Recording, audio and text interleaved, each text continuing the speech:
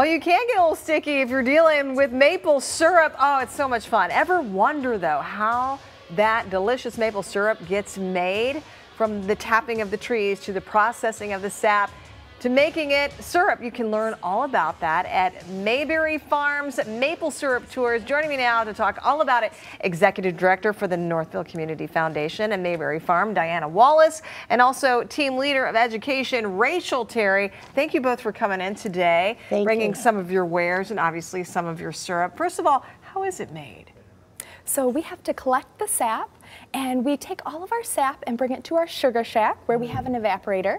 We fill up the evaporator and it boils for hours on end until it finally becomes syrup. And you actually brought a little mini version? Yep, so this is a slice of maple tree and you can see the spile in the front. The spile. Yes, okay, the spile is what we put into the tree.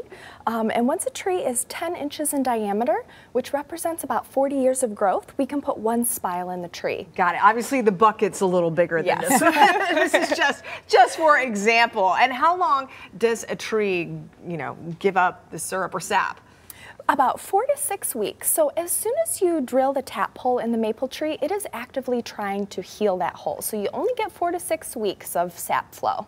And this is all the kind of stuff people can learn on these tours that, again, are just through the weekends in March. The weekends in March, and if you're interested in doing an educational tour during the week, if you have 15 or more people, then we will do a private tour. And people should know this is a nonprofit. It's not like you're trying to sell all of this to make, tons of money or something. You really are trying to educate families and kids out there. At the farm, we're all about education. So whether it's maple syrup or it's the animals or it's farming or it's gardening, we're all about education. So as a nonprofit, we get no money from the city, state, or the federal government. So we rely on these type of fundraisers to help us bring in money so we can put it back into the farm. And that makes sense. Just a few more questions about this because the whole process is really fascinating. How much sap do you need to make a gallon of syrup? You need a lot. So you need at least 40 gallons of sap to make 1 gallon of syrup. Really? Yes.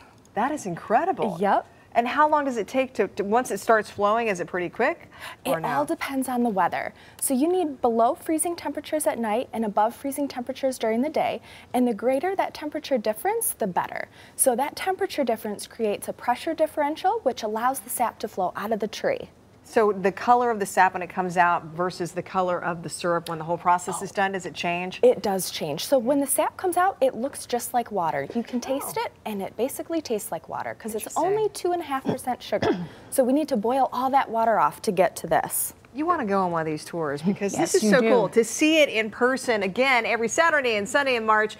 They run every 30 minutes beginning at 1 p.m. right there in 8 Mile Road in Northville is where you can find Maybury Farms, and it's $8 per person, and it supports this wonderful nonprofit. Thank you so much. So really appreciate it. So again, it's the season for this, Hallie.